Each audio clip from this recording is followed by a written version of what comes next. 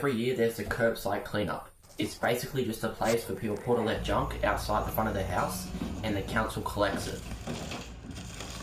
But what I like to do is I like to ride around on my bike and see if I can find anything interesting. I'll slowly push it in. Bike ride, pallets, a nice rug. Oh, that's nice furniture. Right in front of this guy's house, there is this ATV. All the tyres are flat, it doesn't work, but hey, it's an ATV, maybe I can fix it. Let's wheel it back to our house.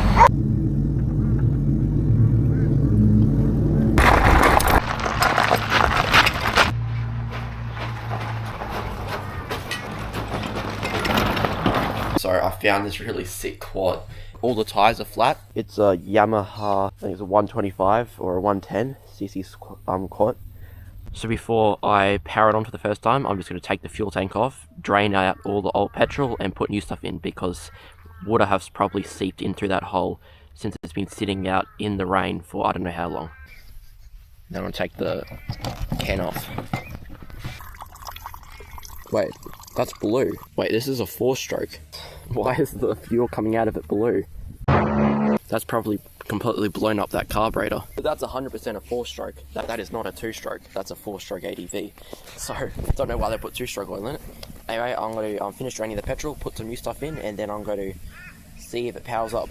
But the real question is, does it run? So I cleaned out the fuel tank and put the petrol in it. I then hooked up an Azudo battery to it. It's supposed to run on a 12-volt lead-acid battery. But hey, that's how I got it. So I clicked in the brake and clicked the on button. The starter motor actually turned on, which is amazing. But no matter how much I clicked that button, the petrol motor would just not start up. I clicked the on button for no joke 20 minutes until finally I figured out that I had to click that switch. And then it started up basically right away.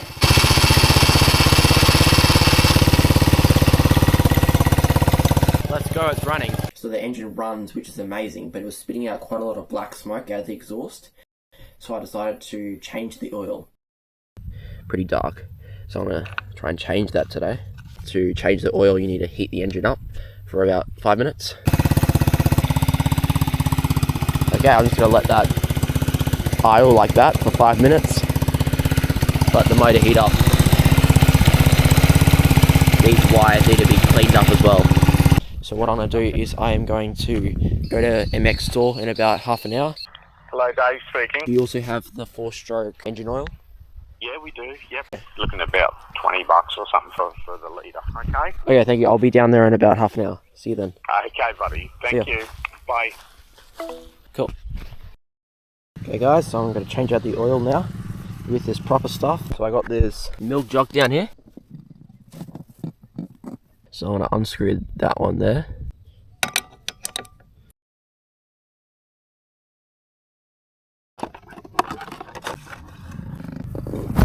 Oh yeah, look at that. How dark that is. How glad I'm changing it. Okay, so I put the screw back on.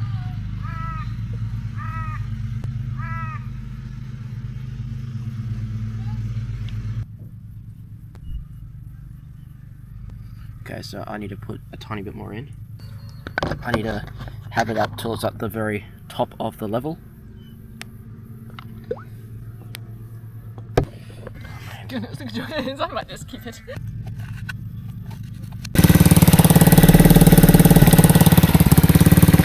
I'm pretty sure every one of these tyres have nails in them.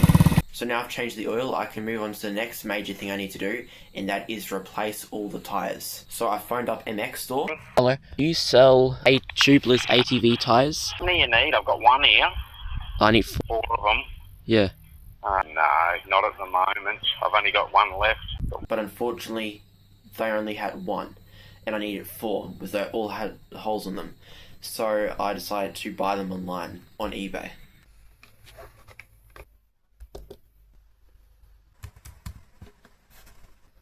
So a brand new wheel set would be about $128.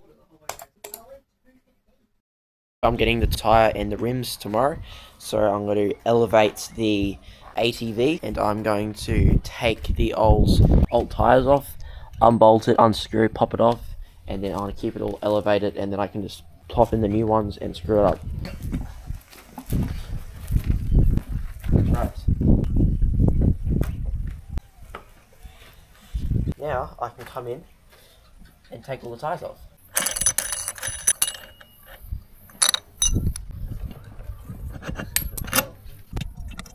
All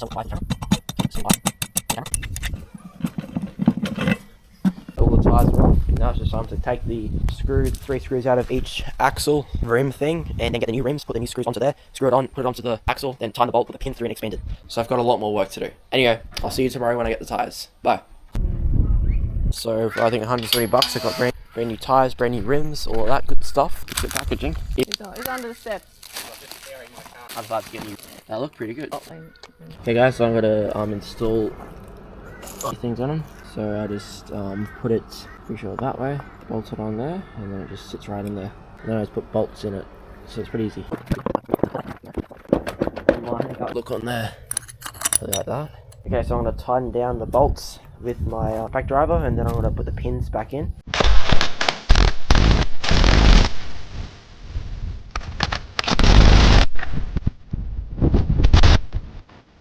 And then I'm just gonna grab that, through that, just like so, and then these got onto the bend it like that.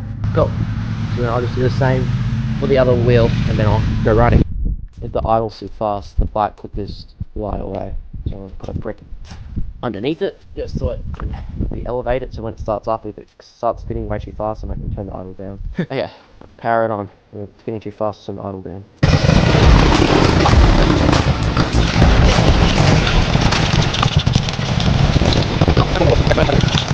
Yeah, that's on there. Now I'm gonna start it up, wheel it around the back, over there, put on my helmet, and then I'm gonna go riding around the garden. Let's go. Let's go.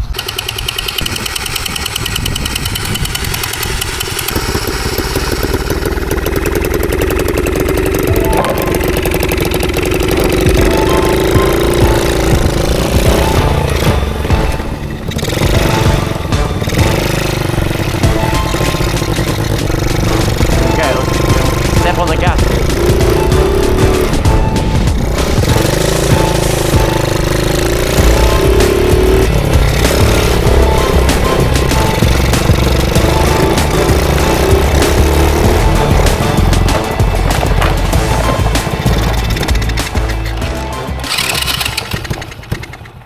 As I was trying to start it, I looked at the carburetor and stacks of petrol was leaking out of it.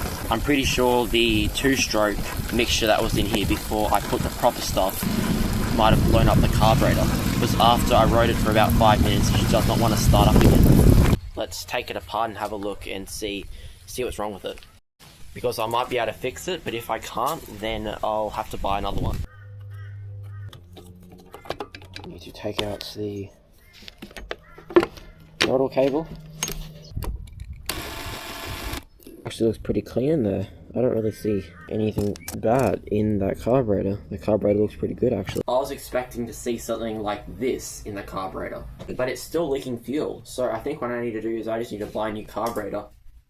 Nice and clean in there as well. I think it might have just been that little seal around the edges which was the problem. Anyway, there's no point buying a new seal for it when I'm just getting a brand new one tomorrow. Oh no, just wait till tomorrow and then I'll get a brand new one and put it on there. Here. Okay, I think I might have just got my carburetor, which is sick. I was hoping it would come today. Well, I've been hoping it was going to come the entire week. Finally came. Okay, let's open it up. A lot of padding. Yeah, let's go guys. It's the carburetor. Let's open it up. Nice air filter, make sure I don't lose any of the gaskets. There it is. Got the carburetor. It's raining outside, so I can't do much work on it, but what I can do is I need to take that bolt out there and that bolt out there, and then I can put this onto the new carburetor and put all the gaskets on the new carburetor and get to put onto the bike. So I just need to take everything off and put it on the new one. First I'm going to take this bolt out here and that bolt out there.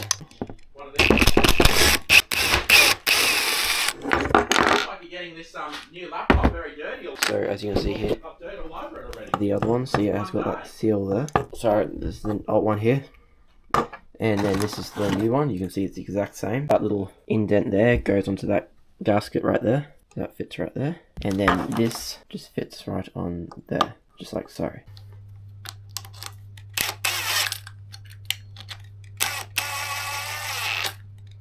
So this gasket goes on here when I screw it back onto the engine. So I put one here. I might satisfying. That's a shiny. Well, I think it was $19. This is a really good deal. If it works, this will be great. So I'll just slip that on there. So see this little knot right here? See this goes on here. So I'm going to, this little clip here, on here, so you push it down and bring it up, and then you just slide it in. Perfect. So now that's slid in there. Now I'm just going to bring the little sealer thing, I'm going to squish it down. Cool, so now that's not going anywhere. Okay, so we're back. I covered up the little hole because it was raining. Yeah, so I just slipped that right on there, the gasket. That looks alright. Now I'm just going to put the other one on, put the bolts in, and then I'll show you how to the fuel tap. I finally got it in. I had to take this fuel cover off because it just does not fit in there. So I got the 2 bolts down here, which I need to put back in. Put those bolts down there, and then I'm going to put the fuel line in and put the throttle cable in. Okay, now that's on there, I put the new throttle pin on here, so I'm just going to slide it in. Just like that. Okay, that's nice on there. Tighten all the bolts down. Let's go, guys, I'm almost done. Okay, so I'm going to get the old fuel. Get the fuel tank. Pop that up where it's supposed to be. Right there. And then I'm going to put the hose on. Okay, so this is the pipe right here. You can see it's really long. So what you do is you just line it up right there. Makes you stretch it because you don't want it to hang down onto the hot motor. So that right there. I'm going to cut it right there. So just cut it with this. And now that's cut. Now you can just slide it just on there. Now it's pushed the whole way. Now let's see. I'm going to turn it on. Hopefully it does not leak. If it does, I'm going to be extremely annoyed. So far so good, guys. Not leaking, which is really good. Man, if it leaked, I would have screamed. Epic. Okay, let's put the seat back on. Let's power her up. I should probably put the front plastics on before I ride it, but I just want to see if it works. If it starts up. Okay. 3, 2, 1. It's going to take a while for it to, you know, start working with the new carburetor because it needs to fill the carburetor, needs to fill up with fuel. But yeah, 3, 2, 1, let's go. Yes, it's got a perfect idle. Let's go.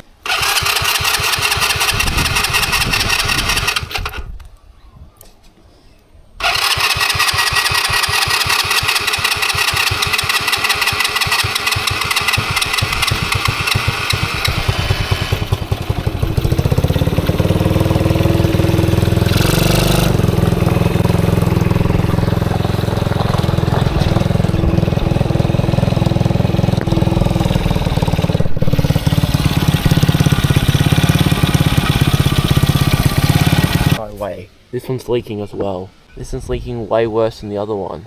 So the carburetor still overflows, but it has a better tune than the old one I had on, so I'm glad I bought a new one. The way I get around it leaking, what I do is I turn the fuel on. Let's see how many seconds it takes until it starts overflowing. Right there. Okay. So it takes 35 seconds for it to start overflowing. So I turn it on for 35 seconds. And then I can ride it, and then since the carburetor is filled up to the top with fuel, I can ride it for about 10 to 20 minutes, and then I just, when it stops running or running the fuel, I just turn the fuel tap on and it fills up the carburetor again. It's not a permanent fix, but hey, it works. So the last thing I need to do is buy a 12-volt battery so I can stop using my Azudo drill batteries on the ATV, and then it will time to test it out. Now I'm going to put the battery in, so the negative side's there, the positive side's there. So I'm going to slip the battery in, just like so. One in. Got that screwed on, now it should. Yes! Let's go. Okay, let's tighten the bolts down and then it'll be done. Fortunately, the bolts don't actually fit in it. It doesn't actually fit in the hole there, which is really annoying. Guys, so I got an idea on how I can make that nut fit in the battery, and what I'm going to do is I'm going to get my vise out from the shed, the old shed that burned down, and then I'm going to grind that nut down so it slides into the gap in the battery. I can bolt the screw into the battery terminal and it won't just keep popping off, because it'll actually be bolted on there and it will stay there forever, which will be really good. Here's what I came for. I'm going to bring this back. Rosie, come on, out. Okay guys, here's the idea. So as you can see over here, here's a nut. See how it doesn't quite fit in, there's that little square hole. It doesn't fit in. Well, my idea is, if I can grind away some of the edges of this nut with my angle grinder, make it more of a square, hopefully it'll fit in that hole there, and then I can screw the nut into here, and then it will stay on, because at the moment, it just pops straight out, and that's not good.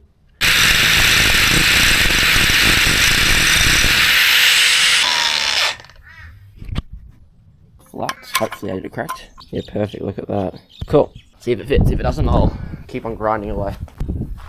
It's a bit hot, so I put Rusty under the garage with me so he can chill out under the shade. Okay, let's see if it fits. Through that way in. Yeah, perfect. Yeah, look at that guys, that's great. Okay, cool, it fits in real well. Now I'll just do the same the other one. Okay, so one's in, that one's holding in very well. Just right in there. Now I just quickly tighten it back down. I'm gonna do it quick before it hardens. Yeah, that seems to be about as tight as I can get it. I might just torque it down a bit. As you can see, that it's not going anywhere anymore. So yeah, I'm just got the new spark plug in. Okay, I don't want to over tighten it, that's for sure. That's pretty good. Now I need to clip the spark plug on. Now that I've got a 12-volt battery in it, I decided it would be a fun idea if I could ride it over to the house that dropped the ATV off in front of the house for the curbside cleanup, and then just see the guy's reaction.